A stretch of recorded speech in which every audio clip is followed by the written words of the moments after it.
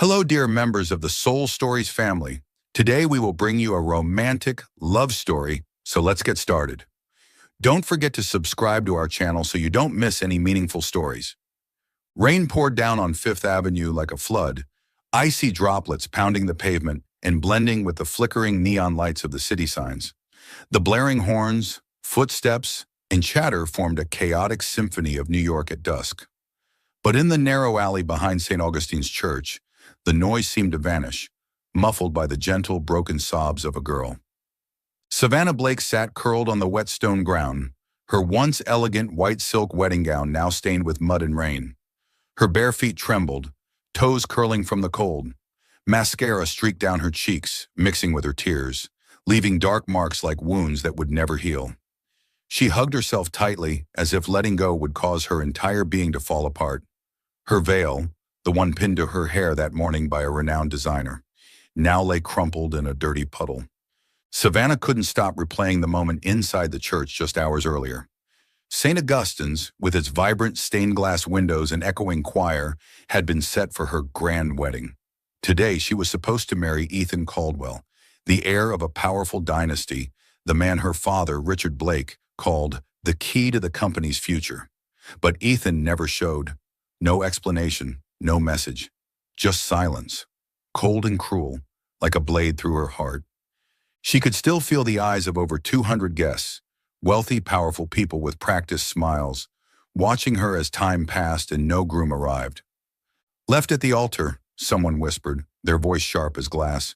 "What a disgrace to the Blakes."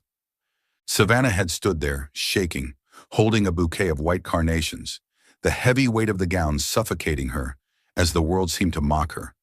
She wanted to scream, to tell everyone this wasn't her fault, that she had never even wanted this marriage. But she couldn't. The words were stuck in her throat, and she just stood there, frozen, like a doll abandoned on stage. In the waiting room afterward, her mother, Eleanor Blake, had screamed at her, voice icy and cutting. "You've shamed this family. You couldn't even keep a man." Her father's face burned red with fury. He said only one thing. "I invested everything in you, and this is what I get." Their words struck her like sledgehammers to the chest.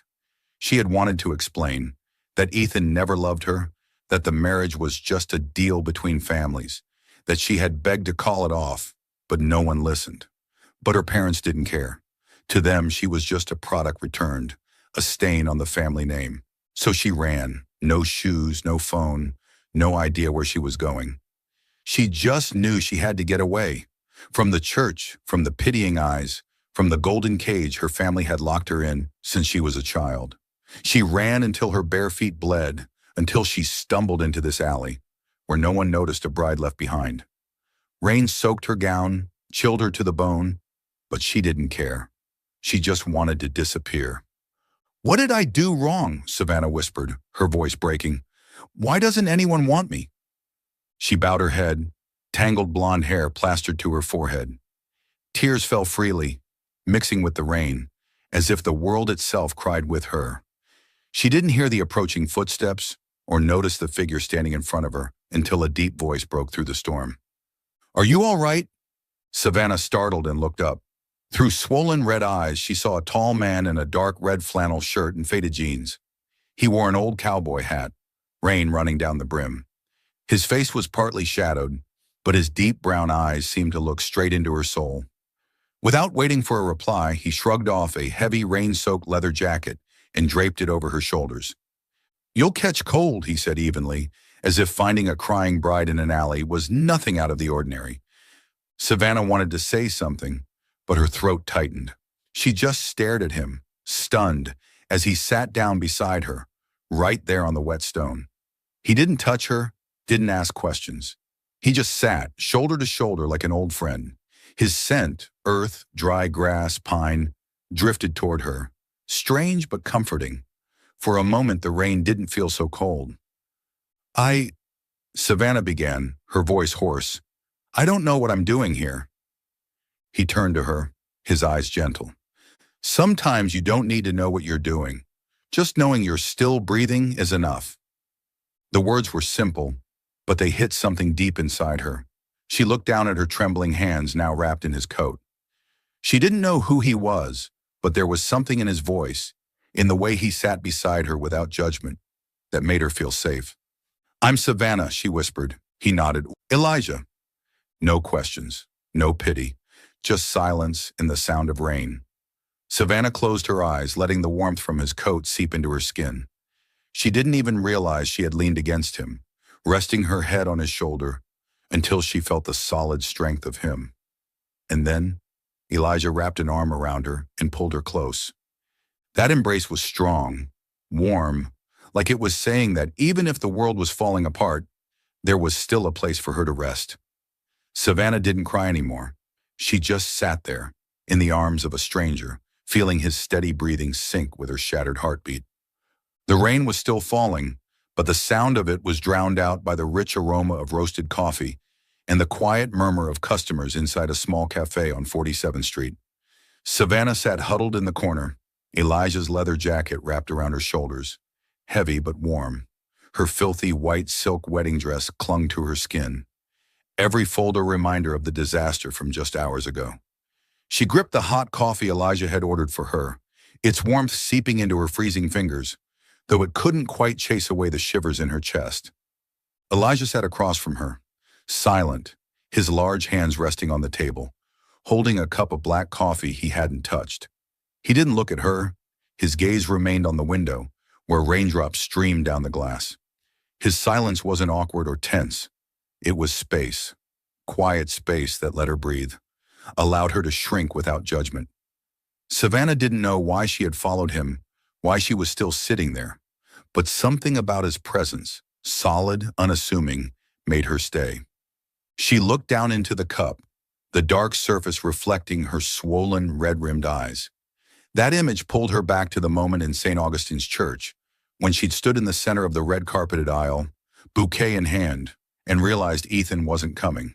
The whispers of the guests still echoed in her mind, sharp as shattered glass. The bride got left. The Blakes must be losing it.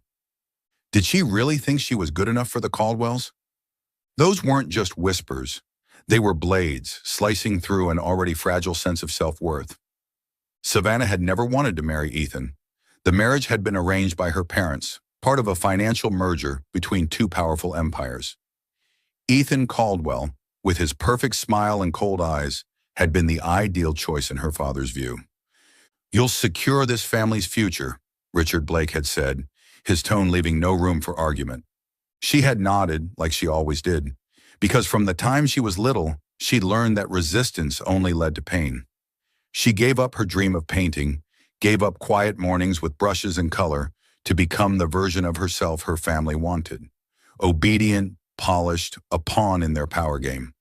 But today, when Ethan didn't show, when her mother screamed that she was a disgrace to the family, when her father turned away without even a glance, Savannah realized none of her efforts had ever mattered.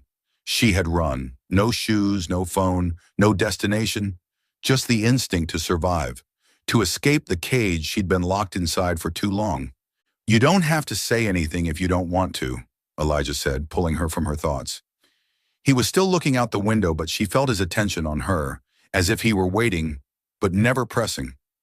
Savannah clenched the coffee cup, her nails digging into her palm. "Today was supposed to be my wedding day," she said, her voice hoarse, so weak she barely recognized it. "But the groom, he didn't show. I stood there in front of hundreds of people, and he never came." Elijah turned to look at her, his deep brown eyes showing neither surprise nor pity. He simply nodded. "So that's why you were in that alley, in the rain." She let out a dry, cracked laugh, more like a sob. "Sounds pathetic, doesn't it? The runaway bride bolting from her own wedding, no clue where to go, no idea what to do." "Not pathetic," Elijah said, his voice steady. "Just human. Everyone needs to run sometimes." His words made her pause. She looked at him, trying to find some trace of a lie, some hollow reassurance. But there was none. Only sincerity and a quiet sadness, like maybe he too had once run from something. Savannah lowered her head, wet blonde hair sticking to her cheek. "I didn't love him," she whispered, as if saying it aloud would lessen the pain. The marriage was arranged by my parents. They said it was my duty, the way to protect the family. I did everything they asked, but today, my mother called me a disgrace. My father wouldn't even look at me. And the people in the church, they laughed, they whispered, like I was some joke. She paused, throat tightening. The memories, pitying eyes, mocking laughter, her parents' cold silence, rushed over her like a wave, threatening to drown her. I tried to become what they wanted, she continued, her voice shaking. I gave up everything, my dreams, myself, just to make them proud. But now I have nothing. No family, no future, not even myself. The words poured out like a dam breaking, and with them came the tears she had held back. She covered her face, her shoulders trembling, trying to stifle her sobs. She didn't want to cry in front of a stranger, didn't want to seem any weaker than she already felt. But she couldn't stop.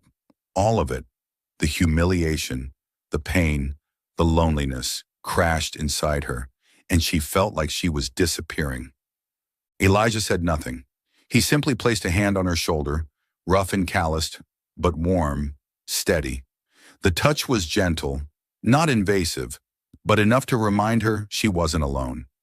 Savannah leaned forward, resting her head on the table, letting her tears fall, letting the heat from his hand seep through the layers of pain. She didn't understand why his presence was comforting, but right now it was the only thing keeping her grounded. She didn't know how long had passed before the crying stopped. She sat up, wiping her face quickly, embarrassed that he'd seen her like this. I don't know where to go now, she said, her voice barely audible. I can't go home. I can't face them. Elijah looked at her, his eyes gentle, but with a glint of quiet resolve. I'm heading back to Vermont, he said. It's quieter there than it is here. If you want, you can come with me. Just for a few days until you figure out what's next. Savannah blinked. You don't know me. Why would you? He shrugged, a small smile flickering across his lips. I don't know you, but I know what it's like to have nowhere else to go. And I figured, maybe you just need a place to breathe. She looked at him, trying to find a reason to refuse, a reason to doubt, but she couldn't. There was only his eyes, steady and kind, and a strange feeling that, despite knowing him for less than an hour, she could trust him. She had nothing left to lose, nowhere else to go, and maybe, just this once, she wanted to choose something for herself. Okay, she said, her voice trembling but firm. I'll go. Elijah nodded, asking no further questions. He stood, flagged down the waiter to pay, then held the door open for her. Savannah followed him out into the rain, his jacket still draped over her shoulders, her heart still heavy. But for the first time all day, a flicker of hope stirred within her, a faint light breaking through the dark. Elijah's old pickup truck rumbled along winding roads, leaving behind the bright lights of New York and easing into the gentle darkness of rural Vermont. The steady hum of the engine, mingled with the soft patter of rain against the windshield, formed a quiet melody that felt intimate and grounding. Savannah sat in the passenger seat, Elijah's leather jacket still wrapped around her. Her filthy wedding dress had stiffened with dried rain, clinging uncomfortably to her skin. She stared out the window at the moonlit fields that stretched beyond sight, and for the first time in days she felt a strange calm, like the world was finally slowing down enough for her to breathe. She hadn't said a word during the drive, and neither had Elijah. His hands stayed steady on the wheel, eyes fixed on the road ahead. The silence between them wasn't awkward or strained. It was mutual, unspoken. An agreement that she didn't owe an explanation, and he wouldn't ask for one. Savannah hugged herself, trying to block out the memories of St. Augustine's church, the murmurs of the guests, her mother's icy stare, her father's cutting silence.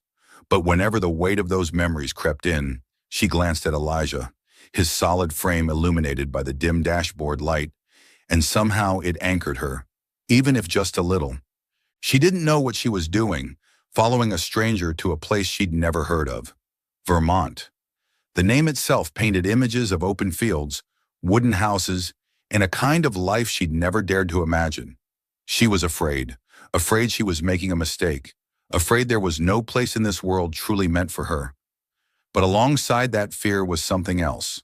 Small, stubborn hope.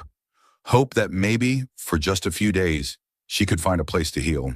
A place to remember who she was before the Blakes turned her into a shadow. When the truck turned onto a gravel path, the headlights lit up a weathered wooden gate with a carved sign, Turner Farm. Elijah climbed out, opened the gate, and continued driving until they reached a modest farmhouse nestled in a meadow. The house wasn't large, but it glowed with warmth, golden light spilling from the windows, bunches of dried lavender hanging on the porch. Somewhere in the distance, she could hear a soft whinny of horses and the whisper of wind through the trees. Elijah shut off the engine and turned to her. "We're here," he said, his voice low and calm. "You can rest in the guest room. I'll make something to eat." Savannah nodded, unsure of what to say. She stepped out, her sore bare feet pressing into cold gravel. The scent of wet grass and lavender filled her nose. Strange but comforting. She followed Elijah inside, her steps uncertain like an uninvited guest. The house was simple but welcoming, polished wood floors, a crackling fireplace, and framed photos on the walls. Savannah paused in front of one, a young woman with a radiant smile standing beside Elijah. Something in the woman's eyes made her chest tighten, but she didn't dare ask. Elijah led her to a small room at the end of the hallway. "This is the guest room," he said, opening the door. "There are clean clothes in the closet, and the bathroom's right there. I'll leave food out when you're ready." Savannah looked at him, moved by his quiet kindness. "Thank you," she whispered, her voice raw. I don't know how to repay you." He shrugged, a faint smile tugging at his lips. "Just rest. We'll figure out the rest later." Then he turned and left her in the peaceful stillness.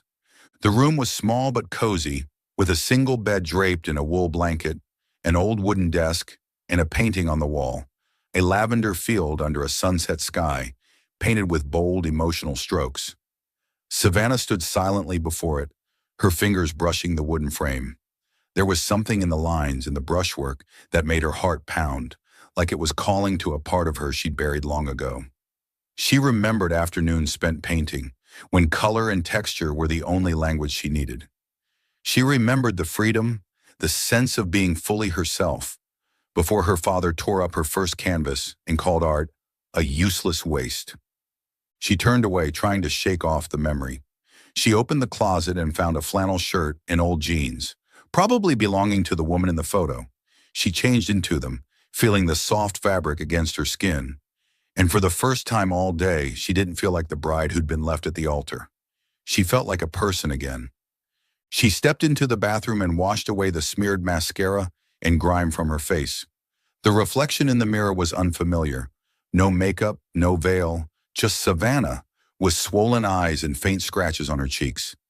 When she entered the kitchen, Elijah was at the stove, stirring a pot of steaming soup.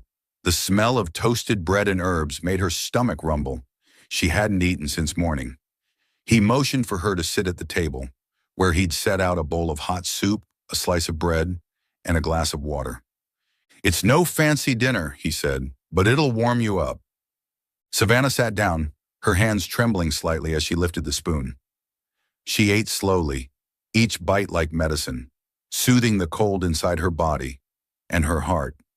Elijah sat across from her, sipping from an old coffee mug. He didn't ask who she was. He didn't ask why she ran or what had happened to the wedding dress now stuffed in a trash bag. And she didn't ask him either. Not about why he lived alone, not about the woman in the photo, not about the weight in his eyes that hinted at some untold story.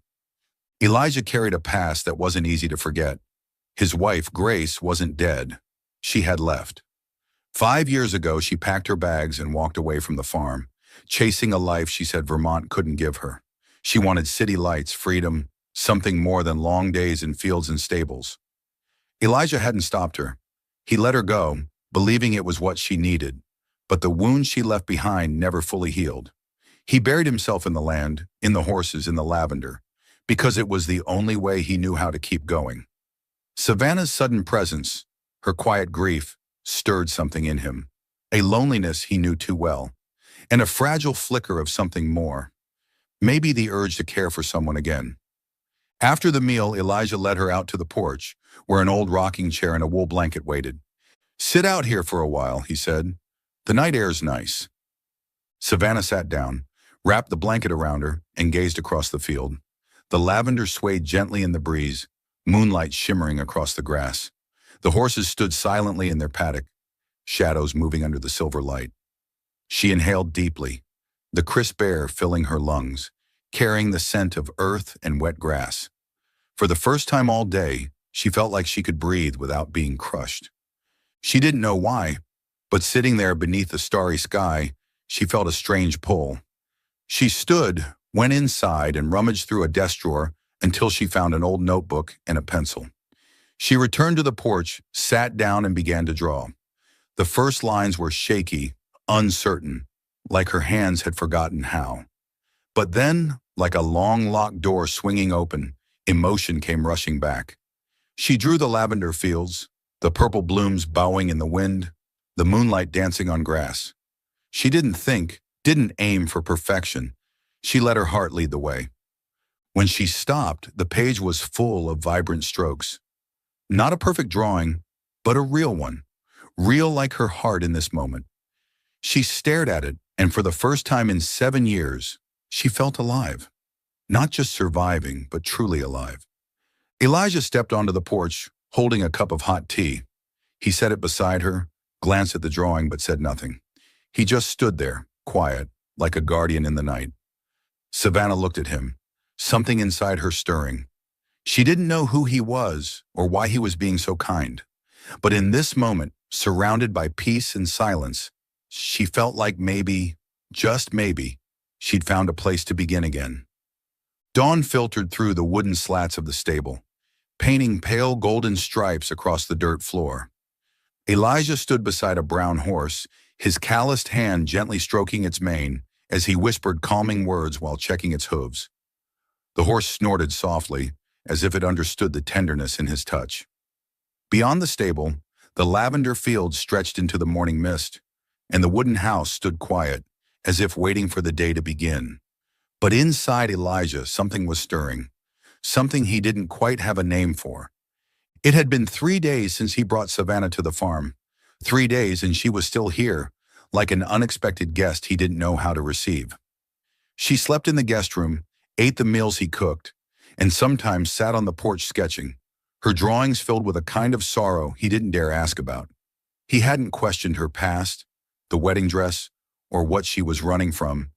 He didn't want to pressure her, didn't want to shatter the fragile quiet he saw in her eyes.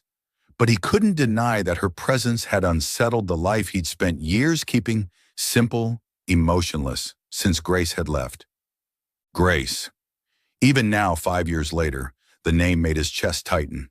He remembered the day she left, her small suitcase dragging across the wooden floor, her eyes fixed not on him, but on the road beyond the ranch. "I can't live like this anymore, Elijah," she'd said, her voice cold but trembling. "I need more. I need a real life." He hadn't argued, hadn't begged. He just stood there and watched her get in the car.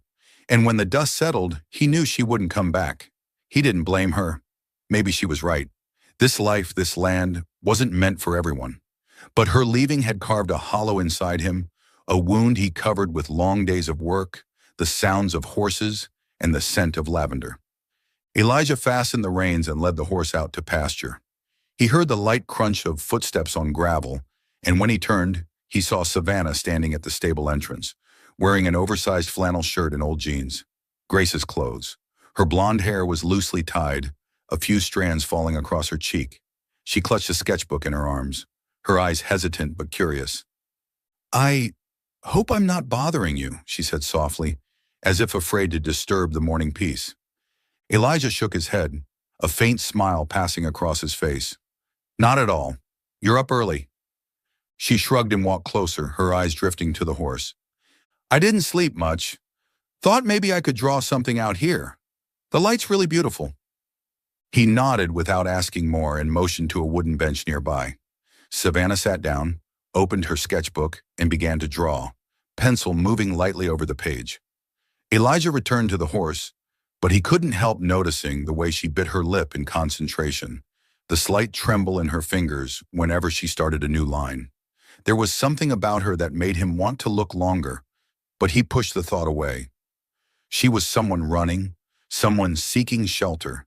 He had no right and no courage to want anything more. Still, he couldn't deny that Savannah was changing the farm in quiet, subtle ways. He'd started cooking better meals instead of reheating canned food. He cleaned the porch, weeded the lavender beds, chores he hadn't touched in months. And every evening, when she sat on the porch sketching, he found himself lingering at the doorway, watching her like she was a painting he didn't dare touch. She made him remember what it felt like to care for someone, something he thought he'd buried the day Grace left. "You're really good with horses," Savannah said suddenly, pulling him from his thoughts. She was still focused on her sketchbook, but her voice was gentle, like an invitation to talk. Elijah shrugged, stroking the horse's nose. "Just habit. They're easier than people." She let out a soft laugh, small but clear, and he instinctively glanced her way. "I've never been around horses before," she said, looking up. "They seem strong, but gentle too, aren't they?" "They are," he replied, his gaze meeting hers for a beat. "They know how to listen without judgment." His words made her pause. She looked at him as if searching for something in his expression. Then she smiled, a sad, genuine smile. "I think you do too." Elijah didn't know what to say to that. He turned away, pretending to check the reins again, though his heart was beating harder than usual. He wasn't used to words like that.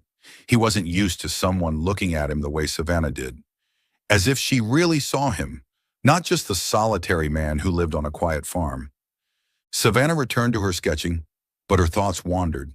She thought about Elijah, how he moved through his space with a kind of quiet strength, always calm but carrying a sadness she couldn't quite name. She wondered about the woman in the photo, about the clothes that still hung in the guest room closet. She wondered why Elijah lived alone, why he'd opened his home to a stranger like her. But most of all, she thought about how he made her feel safe, not with words but with his presence, with bowls of hot soup and cups of tea left quietly by her side.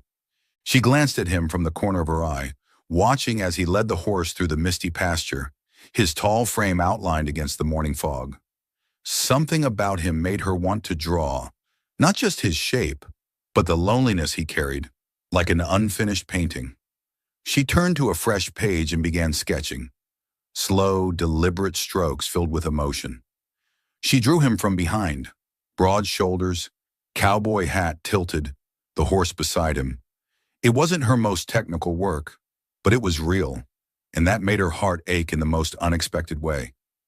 Elijah turned back and saw her still drawing. He didn't approach, didn't peek at the sketchbook, but he lingered, as if trying to stretch the moment just a little longer. He thought of Grace, how she once said he wasn't enough to make her stay. He thought of Savannah, how she made him want to open up again, even though he knew how dangerous that could be. He'd already lost once. He wasn't sure he could survive losing again. "You should head inside," he said, voice low. "Morning mist gets cold out here." Savannah looked up and smiled faintly. "Thank you, Elijah, for everything." He nodded, saying nothing, but his eyes were softer than usual. He turned and led the horse back to the stable, but his steps were slower, as if he too wanted to hold on to this morning. A moment when the farm wasn't just his refuge, but the place where two broken hearts had started to find each other. Chapter 5. Horseback rides, sketches, and misty mornings. Morning fog blanketed the fields, laying a sheer white veil over the rows of lavender, as if the whole world had fallen into a quiet dream. Savannah stood beside the stable, a brush in hand, gently grooming Daisy, the brown mare who had grown accustomed to her clumsy but endearing touch. 1 month had passed since she arrived at Turner Farm, and now she moved through the space with a comfort that surprised even her. Grace's old flannel shirt and jeans had become her uniform, her blonde hair tied in a high ponytail, loose strands falling across her cheeks. She was no longer the trembling bride in a New York alley. She was Savannah, a woman learning how to live again. Elijah appeared from the field holding 2 steaming mugs of ginger tea. He set one on the wooden fence, his eyes flicking to her and Daisy, a smile tugging at the corner of his lips. "You're getting the hang of this better than I expected," he said, his deep voice laced with gentle teasing. Savannah shot him a playful glare, but couldn't suppress her smile. "Daisy's easier to deal with than you," she replied, jutting her chin. Daisy snorted in apparent agreement, and both of them laughed, the sound blending into the crisp morning air. A month on the farm had changed Savannah. The nightmares of St. Augustine's Church, her mother's scolding, her father's cold eyes, they still came, but now only as shadows, no longer strong enough to choke her. She woke up each day to the scent of wet grass, the soft neighing of horses, and Elijah's quiet presence, the man who had turned this place into her temporary home. She wasn't afraid of the future anymore, even if she didn't know where it would take her. The farm, with its lavender fields and horses, had given her space to breathe, to heal, and to remember that she once knew how to smile and dream. They cared for the horses together, moving in natural sync. Elijah taught her how to check hooves, how to tie reins without upsetting Daisy. Savannah learned quickly. Her hands, once used only for brushes and paints, now knew how to stroke a horse's mane and feel its breathing. Sometimes when they worked in the stable, their hands would accidentally touch, reaching for the same brush or tugging the same bale of hay. Each time, Savannah felt her face flush and turned away, pretending to be busy. Elijah never said anything, but she noticed he often paused for a second, his eyes flicking toward her before he resumed working. One afternoon, after they weeded the lavender garden, Savannah dragged Elijah to the porch where she had laid out a large sheet of paper and colored pencils. "Today you're drawing," she declared, eyes sparkling with mischief. "No excuses." Elijah raised an eyebrow and sat down with mock reluctance. "You really know how to boss people around," he said, but still picked up a pencil, his rough hand fumbling slightly. She laughed, sitting beside him, showing him how to sketch a horse. "Just a few curves for the body," she said, guiding him step by step. When he drew the wrong line, she laughed and grabbed his hand to correct it, feeling the warmth of his skin. She let go quickly, her cheeks burning, and faked a cough. Elijah looked at her, his eyes twinkling, but said nothing. He just kept drawing, even though his lines were crooked and childlike. "Look, I drew a horse," he said, holding up the paper with mock pride. His horse looked more like a fat cat, making Savannah laugh so hard her stomach hurt. "It's a masterpiece," she said, wiping her tears. "I'm going to hang it in the stable so Daisy can admire it." Elijah gave her a mock glare, but then chuckled, and in that moment, they were like two kids, free and lighthearted. Savannah tossed a pencil at him. He dodged it and retaliated by flicking a few drops of tea at her. She squealed and chased him around the porch, their laughter rising above the wind sweeping the fields. They stopped, breathless, standing closer than they realized, and when their eyes met, both turned away, hearts pounding. But even in those light-hearted moments, Savannah carried private thoughts. She knew she couldn't stay here forever, no matter how much the farm had become a part of her. She thought about the Blake family, her mother's cruel words, Ethan, who never loved her. She wondered if she'd ever be brave enough to face them, or to start a new life where she could paint and be herself again. And she thought about Elijah, how he made her laugh, made her feel safe. She feared she was becoming too attached, that when she finally left, she'd either take his heart with her or leave hers behind. Elijah had thoughts of his own, hidden behind his quiet eyes. He watched Savannah, the way she laughed while brushing Daisy, the way she secretly sketched him when she thought he wasn't looking. She brightened the farm, reminded him of what it felt like to care for someone, something he had buried since Grace left. He remembered Grace, not with pain now, but as a reminder that the people he loved never seemed to stay. He knew Savannah didn't belong here, that she had a bigger life waiting out there, a place where she could shine. But every time she smiled, every time their hands touched, he wanted to keep her just one more day. That evening, they sat on the porch, each holding a mug of ginger tea, watching the fog lift in the golden light. Savannah opened her sketchbook and showed him a drawing she had just finished. A herd of horses galloping across the field, moonlight glinting off their manes. "I drew this morning," she said softly. "I think it feels like freedom." Elijah looked at the drawing, then at her. his gaze deep and unwavering. "You're talented, Savannah. Don't let anyone take that from you." She smiled, but a wave swelled in her chest. She wanted to tell him he was the reason she remembered how to draw, that he made her want to stay, but she only nodded, and they sat there, silent, each lost in their thoughts, yet both feeling the invisible string tightening between them, pulling them closer, even if neither dared to name it. The midday sun spilled across the fields, making the rows of lavender shimmer like a soft purple sea. Savannah knelt by the flower bed, hands covered in soil as she carefully plucked the weeds growing between the lavender stalks. The scent of earth and blooms blended together, offering a sense of peace she had learned to cherish over the past month living at Turner Ranch. She wore an old flannel shirt, her hair tied up high, a few strands falling loose around her cheeks, and the smile on her lips now came more naturally, as if every day here was a step toward reclaiming herself. Elijah was at the stables, tending to the horses alongside Daisy, the brown mare Savannah had grown fond of. From a distance, she could hear him whispering to them, his deep voice comforting, and she smiled, thinking of all the moments they'd shared, morning rides, painting together on the porch, and that moonlit night when he held her hand and told her she made him want to live again. That sentence still echoed inside her, sweet and terrifying, because she hadn't yet dared to name the feeling growing in her heart. The sound of a car on the dirt road broke her train of thought. Savannah looked up to see a sleek black Mercedes stopping at the gate. The door opened, and her heart skipped a beat when she recognized the two figures stepping out, her father Richard Blake in an expensive suit, and her mother Eleanor Blake in a tight-fitting dress and with eyes cold as steel. They stood there against the rustic backdrop of the ranch, like statues lost from another world. Savannah sprang to her feet, hands trembling, dirt clinging to her shirt. She felt herself pulled back to that day at St. Augustine's Church, when her mother had screamed she was a disgrace, and her father had turned away without so much as a glance. She wanted to run, to hide, but her feet were rooted to the ground. She stood frozen, watching her parents approach, each step like a hammer against the fragile confidence she had slowly rebuilt. "Savannah," her mother said, her voice icy, her eyes scanning her from head to toe. "Look at you, filthy like some housemaid. What do you think you're doing in this wretched place?" Savannah clenched her fists, nails digging into her palms. "Mom," she croaked, her voice hoarse, How did you find me?"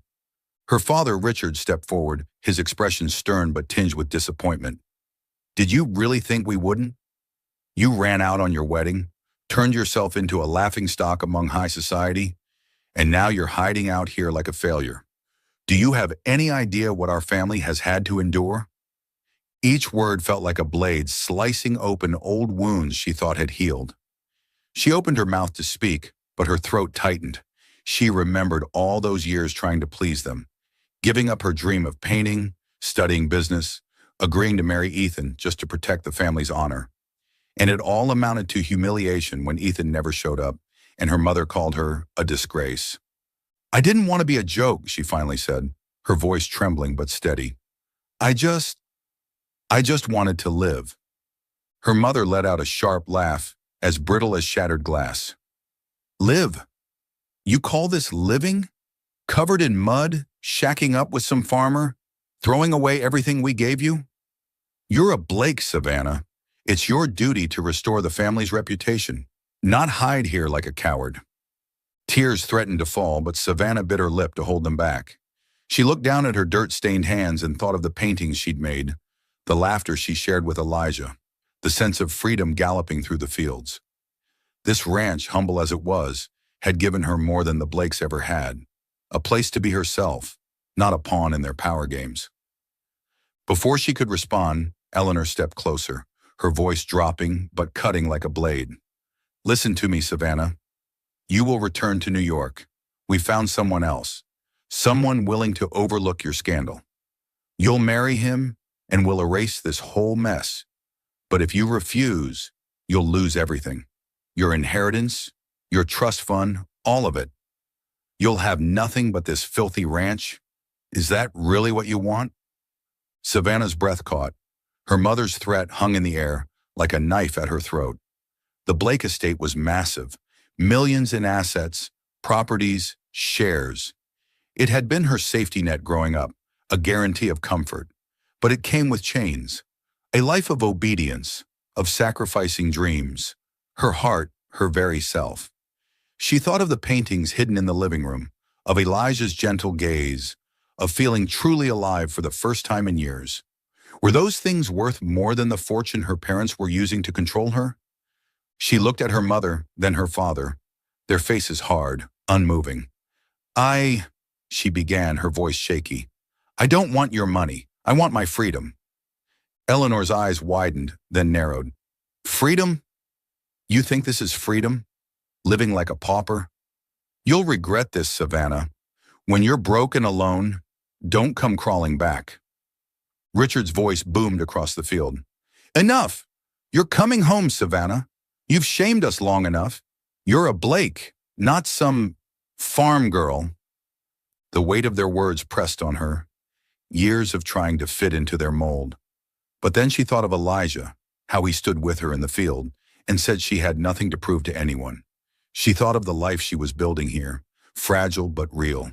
She stood tall, her voice firm despite the tears glistening in her eyes. I'm not going back. I'm not your puppet anymore. I choose myself.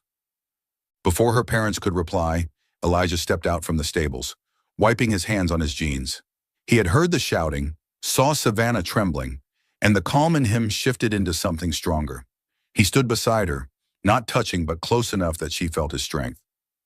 Is there a problem? He asked, his voice low, his eyes locked on Richard. Richard sneered. And who are you? The leech feeding off my daughter's stupidity? Elijah Turner, he said without flinching. This is my ranch. Savannah is welcome here as long as she wants. And from what I've heard, she doesn't owe you anything. Eleanor scoffed and turned to Savannah. This is your choice? A nobody over your family? You're throwing away everything. Your name, your future, your fortune. For this? Savannah looked at Elijah, his steady gaze lending her courage. She thought of their late-night talks, their playful mornings, the way he saw her, not as a Blake, but as herself. She turned to her mother, her voice clear. I'm not throwing anything away. I'm choosing life. And if that means losing your money, then so be it. Richard's face turned crimson, but before he could speak, Elijah stepped forward, his voice cutting through the tension. She doesn't have to prove anything to you. If you can't see her worth, that's your failure, not hers. Silence fell, heavy and suffocating. Richard glared at Elijah, then back at Savannah, jaw clenched. You're making a mistake, he said. Don't expect us to clean it up when you fall. Eleanor took her husband's hand, voice dripping with disdain. Come, Richard. She's made her choice. She's no longer our daughter. They turned and walked back to the car. The Mercedes roared to life, kicking up a cloud of dust as it disappeared down the dirt road, leaving Savannah standing in the field, heart pounding but shoulders lighter, as if a chain had been cut loose. She felt Elijah beside her, his presence a quiet anchor. Tears rolled down her cheeks, but she smiled, a trembling yet resolute smile. Thank you, she whispered, turning to him, for being here. Elijah looked at her, eyes gentle yet fierce. You don't need to thank me. You're stronger than you think, Savannah. I just wanted you to see that. She took his hand, fingers shaking but sure. His hand was rough and warm, and when he gently squeezed, she felt a quiet reassurance that whatever the future held, she wouldn't face it alone. They stood there in the middle of the lavender field, sunlight on their backs, and though both still carried their fears, they knew this moment, choosing to stand together, was the beginning of something new, even if it didn't have a name yet. Are you still following the story? Please leave your thoughts on the story in the comments below. All your comments are the motivation for us to create better stories. Don't forget to subscribe to our channel. Thank you very much. Dawn peeked over the hills, casting a pale golden glow across the lavender fields, like a soft whisper welcoming a new day. Savannah stood on the porch, a steaming cup of ginger tea in her hand, her eyes drifting across Turner Ranch, the place she had called home for over a month now. The rows of purple swayed gently in the breeze. The brown horses stood quietly in their stalls, and the old wooden house radiated a simple warmth. She wore her familiar flannel shirt, her hair loosely tied, and though her heart still bore scars, it now beat to a new rhythm, gentle yet full of life. The confrontation with her parents a few days ago still lingered in her mind. Her mother's threat, that she'd lose her inheritance and everything else if she didn't return to New York, blew through her thoughts like a cold wind. But instead of fear, it brought clarity. She didn't need the Blake fortune to be herself. She had chosen the ranch, chosen Elijah, and above all, chosen her own path, even if it was uncertain.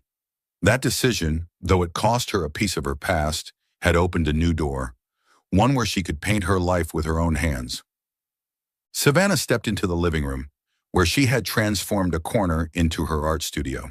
Her paintings were scattered across an old wooden table, lavender fields under moonlight, horses galloping through the mist, the cabin glowing in the sunset.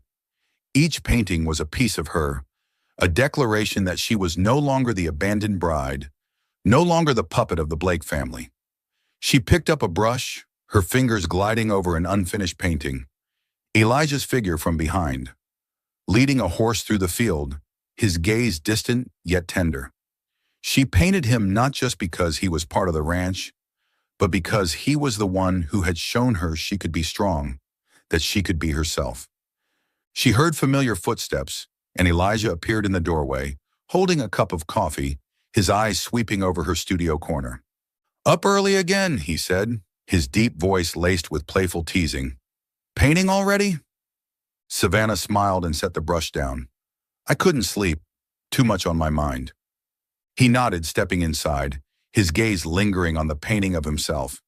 He didn't say anything, but the corner of his mouth lifted, and Savannah blushed, quickly pulling another canvas over it. "Don't look," she said, flustered. "It's not finished." Elijah chuckled, his low laugh sending a flutter through her chest. "I'm not complaining," he said, sitting across from her. "You're talented, Savannah. These paintings, they have soul." His compliment made her pause. She looked at him, wanting to tell him that it was because of him, that he had inspired these paintings, that he had helped her rediscover a passion she'd buried long ago. But she only smiled and said quietly, "Thank you. I'm just trying to find myself again." He looked at her, his eyes deep in understanding, as if he could hear everything she wasn't saying. "You're doing better than you think," he said. In that moment, in the small room filled with the scent of paint and old wood, Savannah felt an invisible thread connect them. Not through words, but through the way he always showed up, quietly standing beside her. And she knew, though her heart leaned toward him, they were still keeping a distance.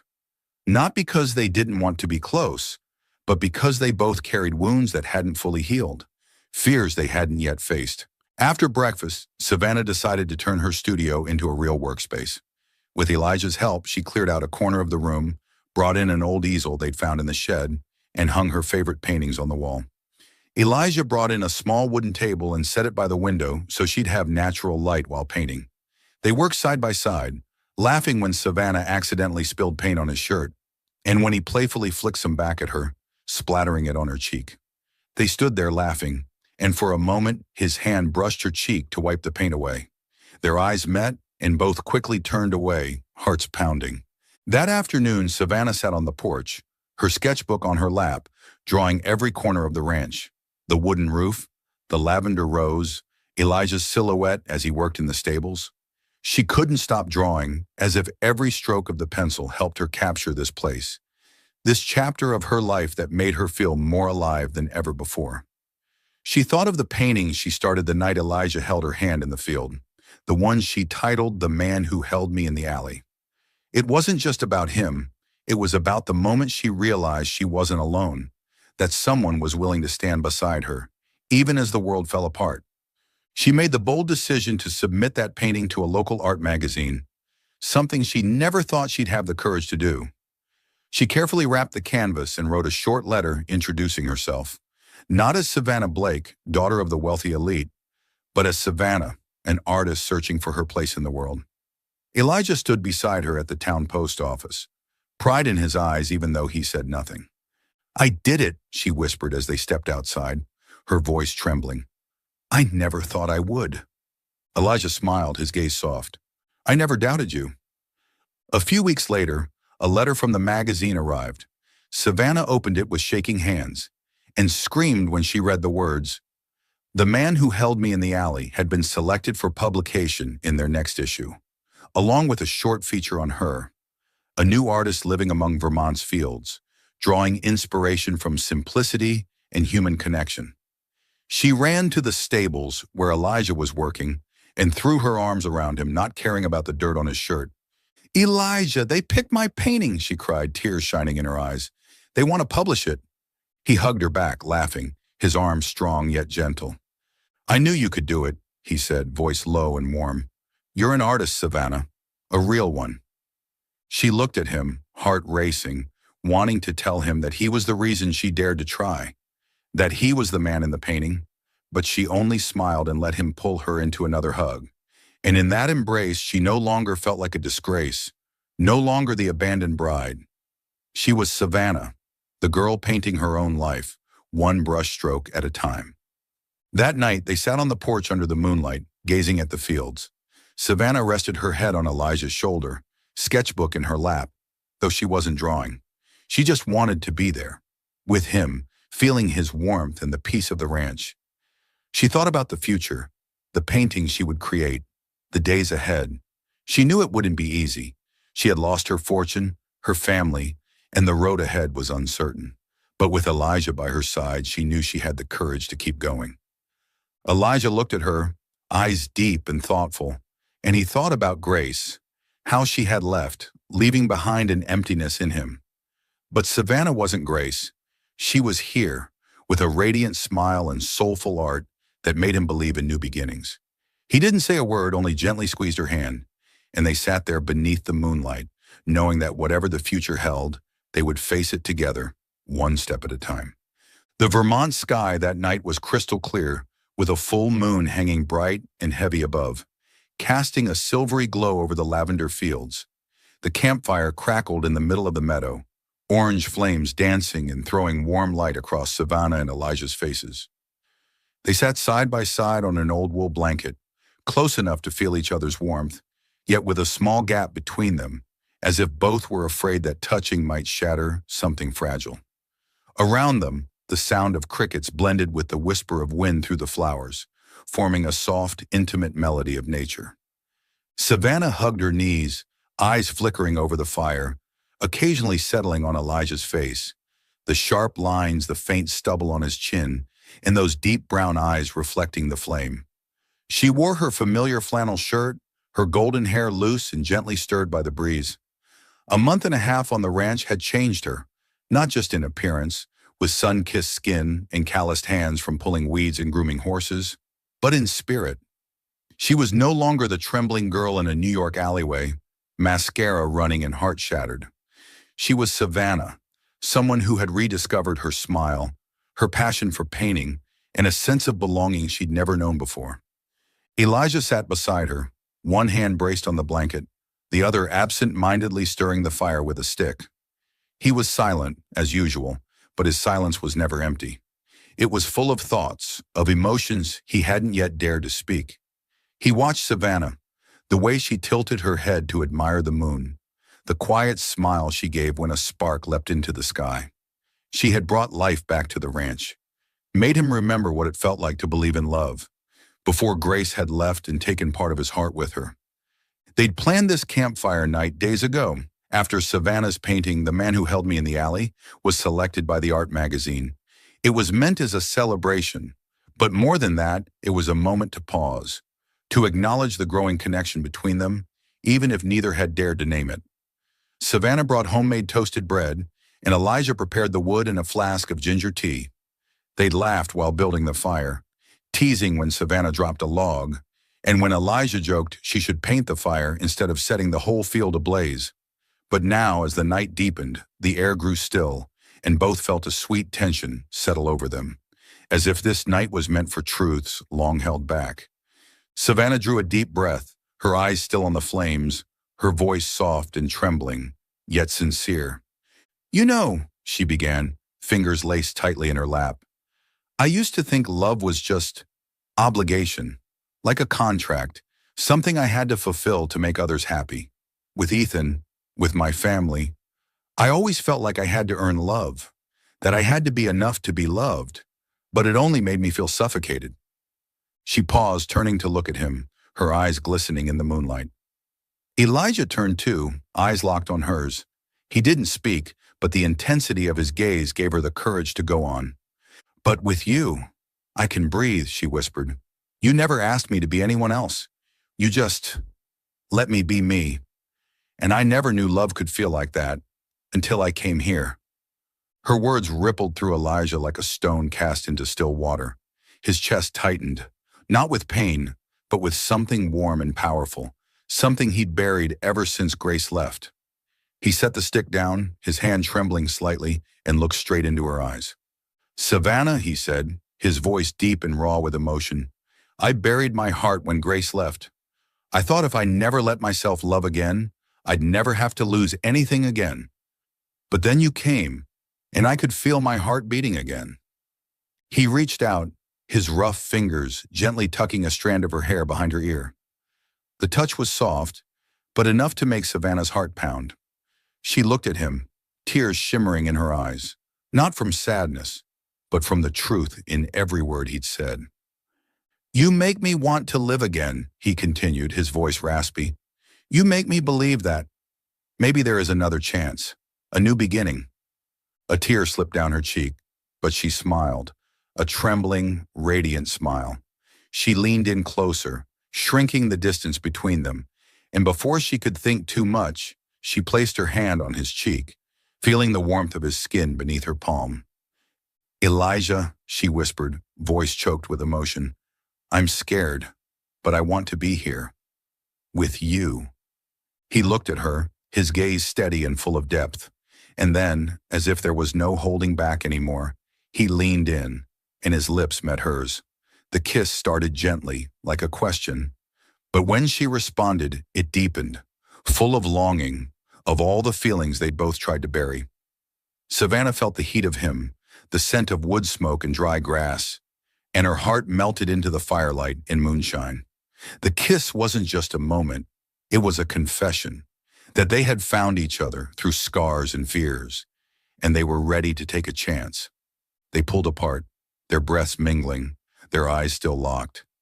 Savannah rested her forehead against his, laughing softly through her tears. "I never thought I could feel this way," she said, her voice trembling. "Like, I've found home." Elijah wrapped his arms around her, holding her close, strong and gentle. "You are home, Savannah," he murmured.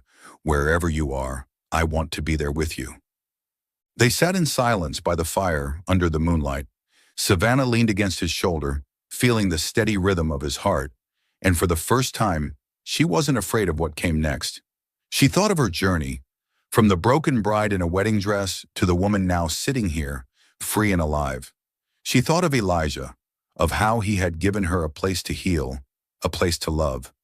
She didn't know what the future would hold, but in this moment, she knew she had found something precious, someone who made her feel enough, just by being herself. Elijah held her tighter, breathing in sync with her. He thought of Grace, not with pain now, but with release. Savannah wasn't Grace. She was light he never expected to find, and though part of him feared she might leave one day, he wanted to hold on to this moment, to believe that love could last, like the lavender that bloomed again, season after season. They sat there by the fire, with the moon and flames bearing witness to their confession and their kiss. And in the quiet that followed, they both knew, whatever lay ahead, they would walk through it together, step by step, day by day. A year had passed since the night Savannah fled St. Augustine's church, heartbroken, barefoot, and bleeding. Turner Ranch was now a living portrait of healing and love. Lavender bloomed in radiant rose, stretching like a sea of violet under the Vermont summer sun, and the old wooden house breathed the warmth of a true home.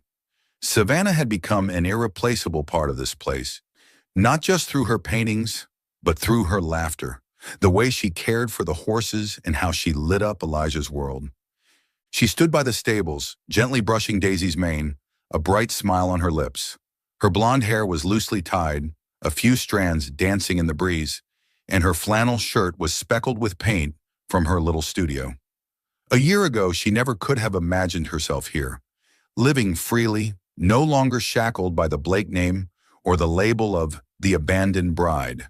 She had lost her inheritance, left behind New York's glamorous world, but she had found herself and found Elijah, the man who gave her a place to begin again. Elijah stood at the edge of the lavender field, eyes never leaving Savannah. He wore a deep red flannel shirt, a cowboy hat tilted slightly, and his heart pounded with the weight of what he was about to do. Over the past year, he had watched Savannah bloom like the fields around them, from a trembling girl in an alley to a passionate artist, a strong, radiant woman. She had made him believe in love again, though he once thought his heart had died when Grace walked away. That night by the fire, their confession, their kiss, had opened a new chapter. And now he wanted to continue that story, not with words, but with a promise. He took a deep breath, clutching the small box in his pocket. The silver ring inside, engraved with a delicate paintbrush, was a gift he had been planning for weeks, crafted with the help of a local jeweler. It wasn't flashy like the jewels of New York, but it held their meaning, of Savannah, who had painted her life anew, and of him who found light in her. "Savannah," he called, his voice low but warm as he stepped toward her. She turned, her eyes sparkling when she saw him. "Where have you been hiding all morning?" she teased, brushing Daisy's nose before stepping out of the stable. "I thought you'd left me for the horses." Elijah chuckled softly, but his gaze was more serious than usual. "Come with me for a bit," he said, holding out his hand. "There's something I want to show you." She raised a brow, curious, but took his hand, feeling the familiar warmth of his rough palm. They walked through the fields, past blooming lavender, the sweet scent surrounding them. Savannah thought he might be taking her to a new corner of the ranch or to show her a new painting. But when they stopped under an old oak tree, she saw something different in his eyes, an anxious kind of joy. Elijah dropped to one knee, and Savannah's heart stopped. He pulled the small box from his pocket and opened it, revealing a silver ring that shimmered in the sun. "Savannah," he began, voice deep but trembling, "I'm not good with fancy words. I don't know how to start over after everything that's happened. But if I have you, then everything feels like the first time." She covered her mouth, tears brimming, not from sadness, but from overwhelming joy, as if her heart couldn't hold it all. Elijah looked at her, his eyes full of love. "You made me believe in love again," he continued. "You are my home, Savannah. I want to spend my life beside you, painting the days ahead. Will you marry me?" Savannah burst into tears, but her smile was brighter than the sun. She nodded, voice shaking. "Yes, Elijah. Yes, I'll marry you." She knelt in front of him, and before he could slip on the ring, she threw her arms around him, tears soaking his shirt. Elijah held her tightly, laughing, a joyful sound she rarely heard from him. Gently pulling back, he slid the ring onto her finger. When she saw the paintbrush engraved in it, she laughed through her tears. How did you know to choose this?" she asked, voice trembling. "Because you're my artist," he said, brushing her cheek. "And I want you to always remember that." They stood embracing in the middle of the lavender field, sunlight glinting through the oak branches, making the ring on her hand sparkle. She rested her head on his chest, listening to the steady beat of his heart, and thought about their journey, from that hug in the alley, to the campfire night, to this very moment. She had lost one world but found another, a world where she was loved and free to be herself. And Elijah, who once buried his heart, now stood ready to begin again, with her. Months later, the small Vermont town buzzed with excitement for a special event. Savannah's art exhibition, titled "Where Lavender Blooms and Love Begins Again." The gallery, a renovated barn, was packed with people, locals, artists from nearby towns, and even a few critics from New York. Her paintings lined the walls, each telling a story. Lavender under moonlight, horses through morning mist, the cabin at sunset, and at the center, the man who held me in the alley, the painting that had introduced her to the world. Savannah stood in the middle of the room, wearing a simple white dress, not a wedding gown, but it made her look like a bride nonetheless, a bride of her own life. The silver ring sparkled on her hand, and beside her stood Elijah, tall in a flannel shirt, pride shining in his eyes as he watched her greet guests. She spoke of her inspiration, the ranch, her journey back to herself, but didn't mention the Blakes or Ethan. They were the past, and she had left them behind. A critic, an older woman with gold-rimmed glasses, stopped in front of Elijah's portrait. "Young lady," she said, "this painting isn't just beautiful. It has soul. This man, who is he?" Savannah smiled, glancing at Elijah standing a few steps away. "He's my home," she replied, her voice soft but sure. The exhibition ended with applause, praise, and invitations from galleries. But for Savannah, the most meaningful moment came afterward, when she and Elijah left the gallery hand in hand and walked out into the moonlit lavender fields. They paused, looked at each other, and she leaned into him, savoring his warmth in the cool night air. "I did it, Elijah," she whispered, "and I couldn't have done it without you." He kissed her forehead, his eyes shining. "We did it, Savannah. Together." They stood there surrounded by lavender, the moon lighting the path ahead, and in that moment they knew, no matter what life brought next, they had found each other. A home not made of walls but of hearts, a love that had begun again and would forever bloom.